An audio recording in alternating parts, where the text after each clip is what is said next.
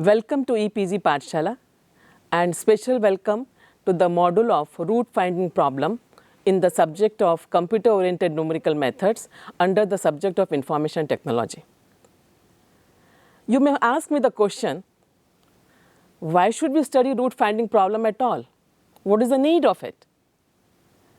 The answer is, in today's world of scientific and engineering problems, name any subject, be it physics, chemistry, mathematics, statistics, biosciences, forensic science and engineering, one comes across equation whose roots are necessary to find.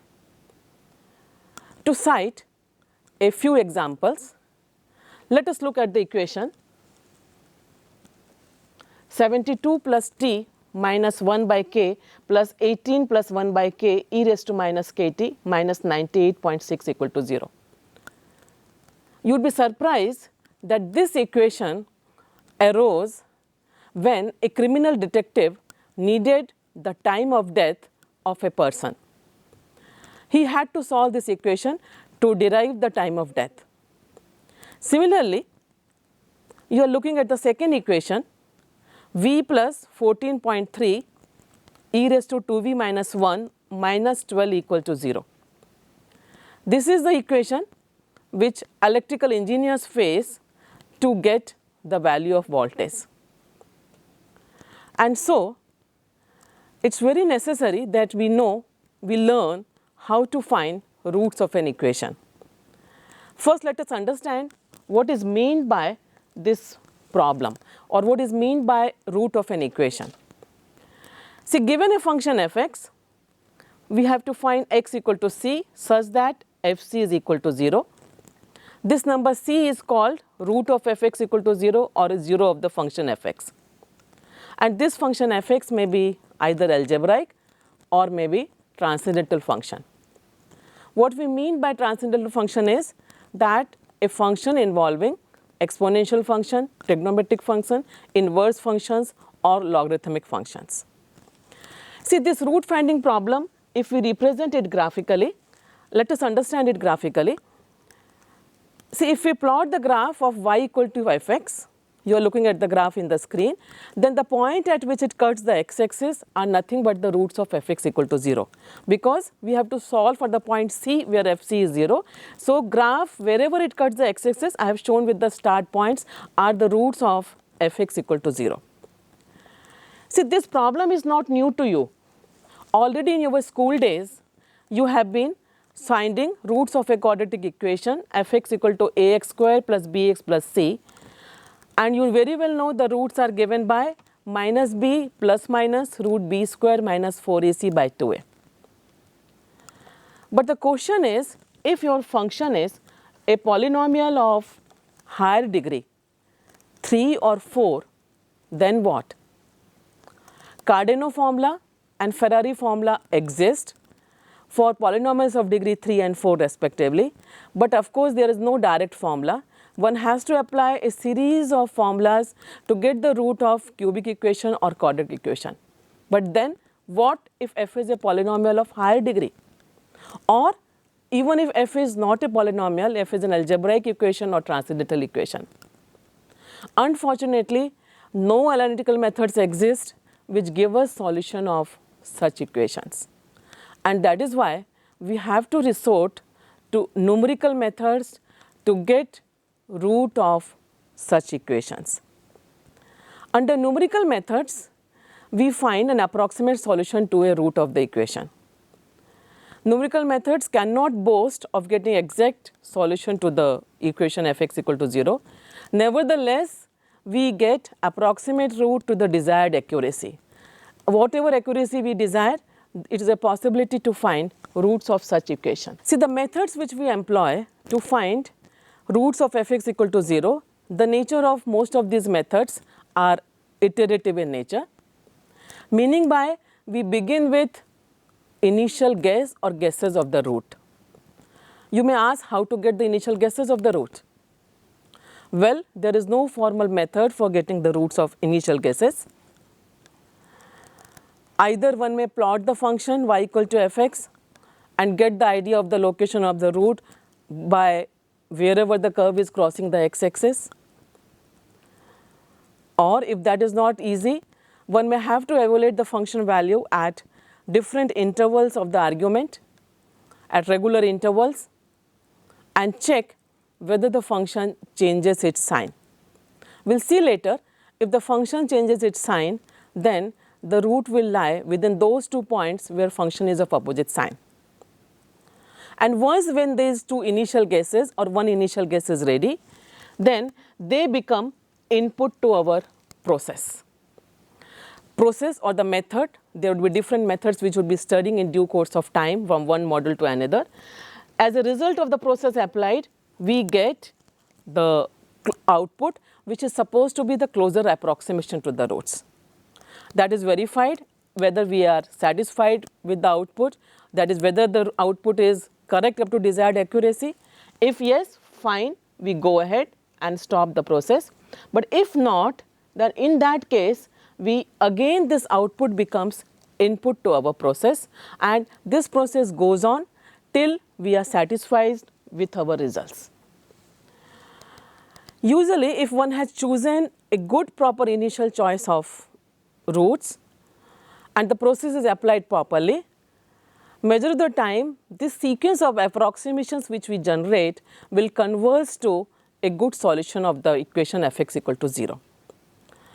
So, this being basic of the iterative methods, we are going to apply this nature of the iterative methods in finding roots of the equation f(x) equal to 0. These iterative methods can be classified into 2 types, one which are called open and the other which are called closed or bracketing type. In case of closed or bracketing methods, we choose 2 points within which the root lies, and in the case of open method, there is no such constraint on the root, location of the root. So, let us begin with one of the simplest and easy method to find roots of an equation f(x) equal to 0, which is called bisection method. The principle on which bisection method is based is as follows. If function is continuous on the interval a b and function value at a and b are of opposite signs, then the equation f(x) equal to 0 will have at least one real root between a and b. This result is very well based on the intermediate value theorem. The intermediate value theorem tells us that if function is continuous in the interval a b, then function will take all the intermediate values between f(a) and f(b).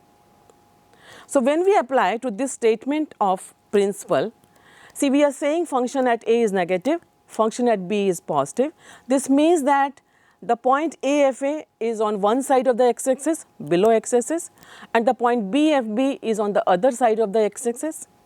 Let us say f(a) is negative.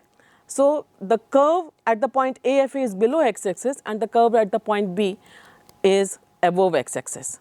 And being intermediate value theorem, being the function is continuous, there are no breaks, there are no jumps. The function, the graph, when we plot, will definitely has to move from one side of the x-axis to the other side of the x-axis. And as a result, when it has to move from one side to the other side, it has to cross x-axis at least once. And the point where it will cross the x-axis is going to be the root of the equation f(x) equal to 0. In layperson terms, we can understand it that way. Let us say a thin stream of water is flowing opposite your home. You are standing outside home and you need to go inside your home. There is one condition in your movement, and that condition is that you are not allowed to lift your leg, you are not allowed to jump, but you have to walk from where you are standing to inside home by taking infinite small movements, dragging your feet on the ground. You can very well realize that when you have to go inside, your feet have to become wet. You can't reach inside home by keeping your feet dry. And this is the same concept, that when the graph y equal to f(x) moves from one side of the x-axis to the other side, it has to cross x-axis at least once. Now, let us understand the bisection method, how we go about it.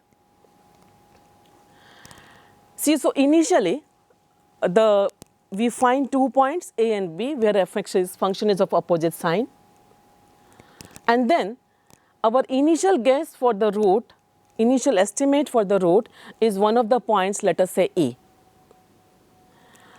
The process is very simple. This is one of the very simple methods to find roots of an equation f(x) equal to 0. The process is very simple. Just find the midpoint of interval AB.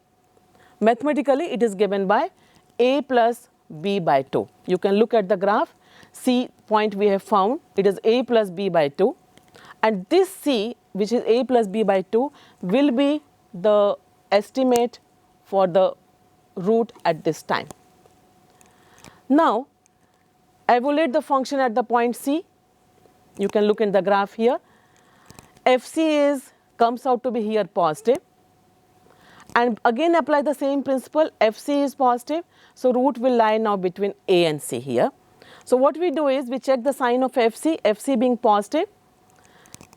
We will replace this C by B, C will take the role of B. So, our interval has become half of the previous. Now, C is taking the role of B and root lies now between new A, which is same as old, and new B.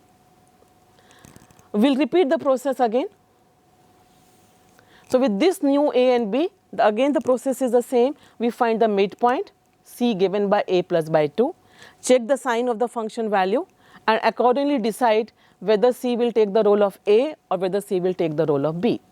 Now, we look at the graph here in this example which we have drawn on the screen.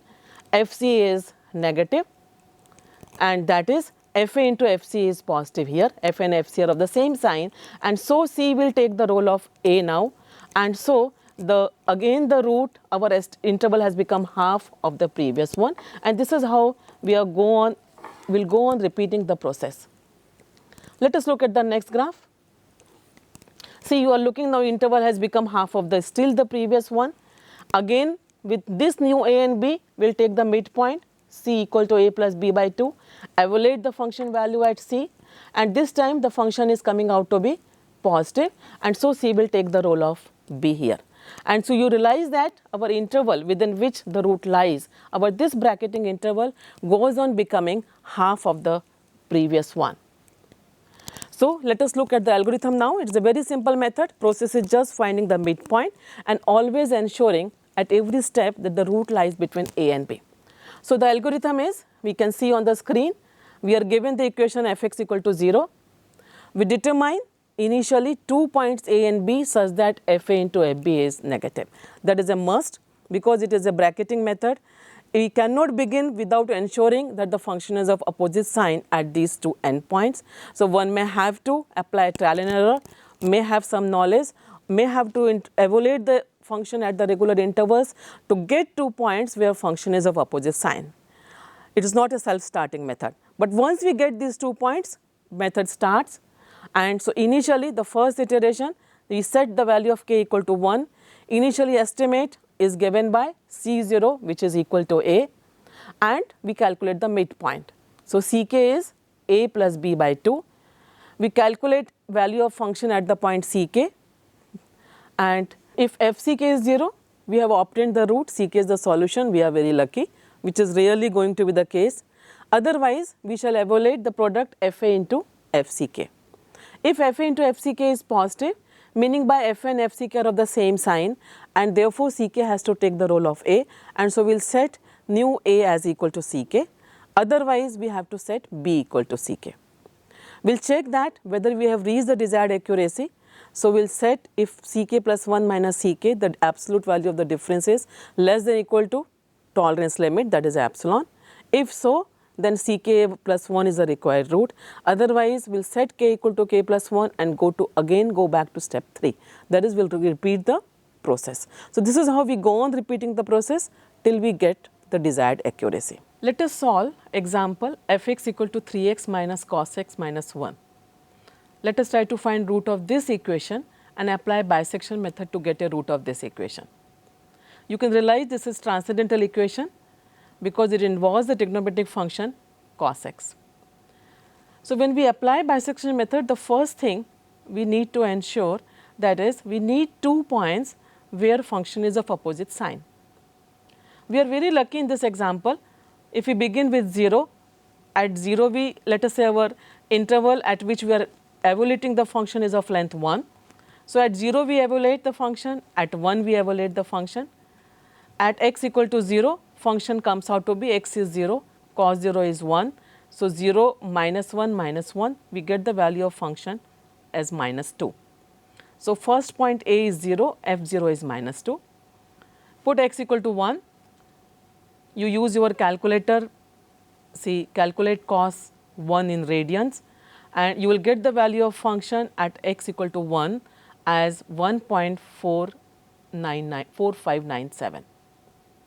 So, function at 0 is negative, function at 1 is positive, and therefore, 0 and 1 will serve as our input to the method of bisection method. And we are very well sure that we will get a root between 0 and 1.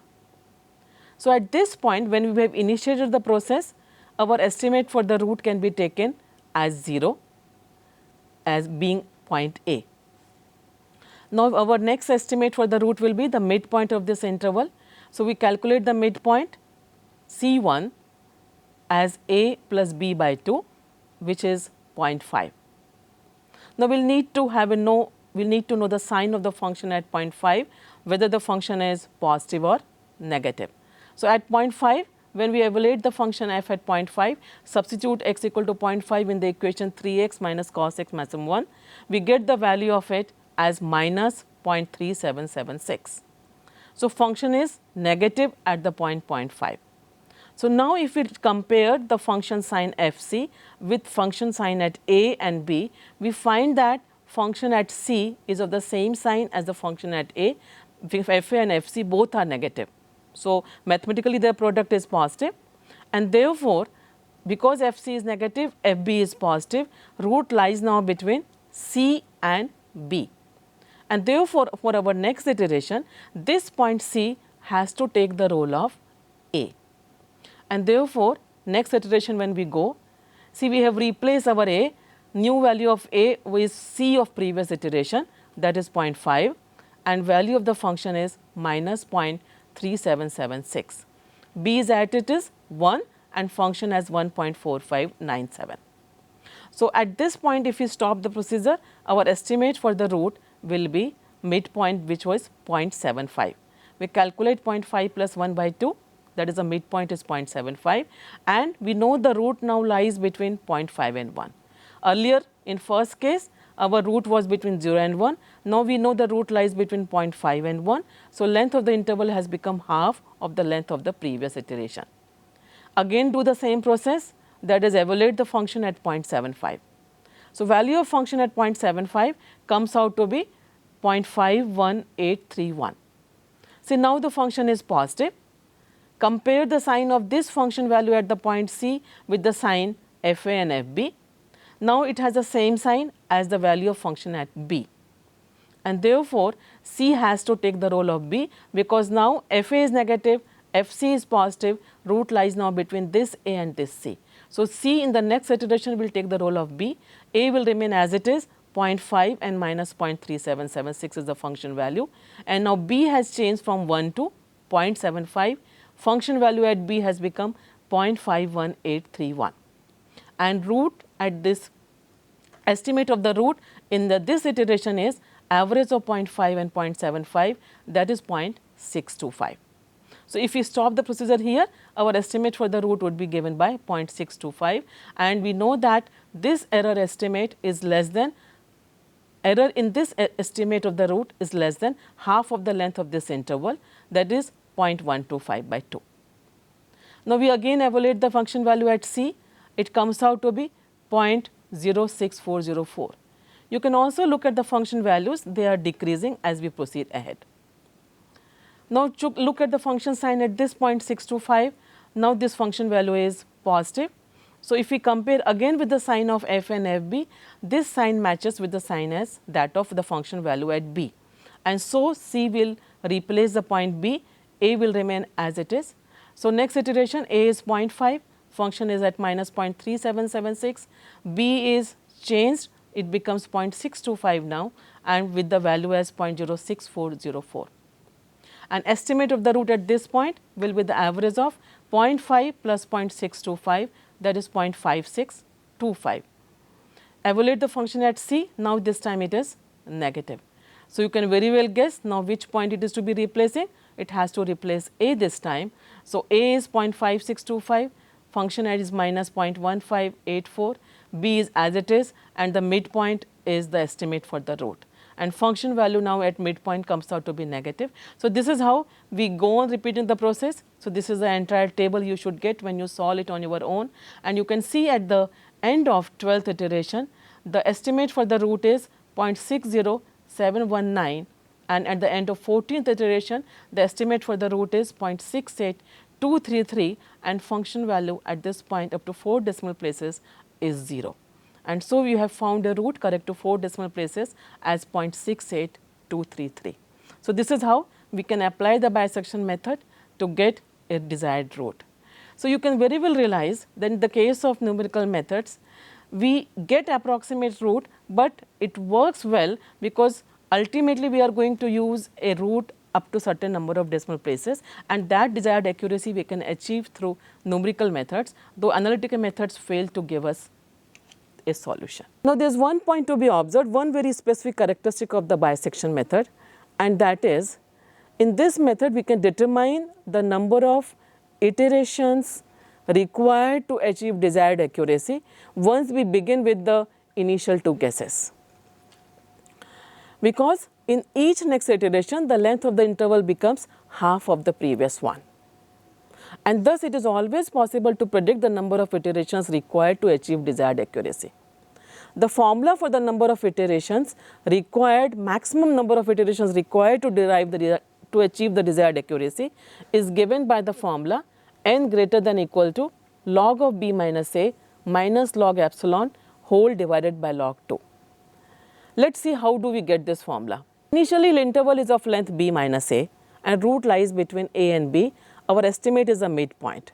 So maximum error in the first step is b minus a by 2. We also know that every next step the interval length becomes half of the previous, and so the error estimate becomes half of the error what it was in the previous step. And so in the second iteration we can very well say the error is less than equal to b minus a by 2 square. Third step error would be less than equal to b minus a by 8, and so on. And the end of another step we can ensure that the error would be less than equal to b minus a by 2 raised to n. And so if we need the absolute value of E is less than equal to epsilon, we require b minus a by 2 raised to n is less than epsilon. We take log on both the sides, which gives us log of b minus a minus n log 2 is less than equal to log epsilon, and gives n should be greater than equal to log of b minus a minus log epsilon by log 2. So this is about the bisection method. Let us look at the advantages and disadvantages of it. See, the advantage is it is a very simple method, very easy to apply, it is reliable, it guarantees convergence. Once we begin with the initial 2 a and b points where function is opposite sign, we are sure that we will get a root up to desired accuracy. Not only this, we can also know that the maximum number of steps required to achieve the desired accuracy. Process is very simple, just calculate the midpoint and you get the process is over. But though it is simple, it has its disadvantages also. Drawbacks of this bisection method are it is not self-starting. You need to ensure that 2 initial guesses for the root are the points where fx is of opposite sign. Sometimes it may become quite tedious to get such 2 initial points. Secondly, as it is simple, it is slow also. People look for faster method than this. Maybe it is slow due to it does not take account of the function values at the endpoints. It just concerns with the sign of the function values at the endpoints. It does not take into account the nature of the function to make the next guess of the root, because if the function value is small, we know that the point will be nearer to the root. And that is why maybe in our next module, we would be learning what we call as method of false position, which is a slight modification of the bisection method, and it is faster than bisection. The only slight modification is it will take into account not only the sign but also the function values at the endpoints. So in our today's lecture, we have learned what is a root finding problem, why should we study it, and secondly, we have also realized that analytical methods are not of help to us. We need to resort to numerical methods. These numerical methods, though they say that the root is approximate, they give us the root to desired accuracy. They don't give all the roots of an equation in one go, but we can find, once we know the location of the root, we can find that root by our approximate methods. Most of the methods are iterative in nature. We need to have initial guess of the root, and once we know the initial guesses, we can apply these iterative methods to get a root to desired accuracy. And today we focused on bisection method, which is a very simple method based on intermediate value theorem, and also it guarantees us convergence. It is simple, and you can also know the number of iterations required to get the desired accuracy. Thank you.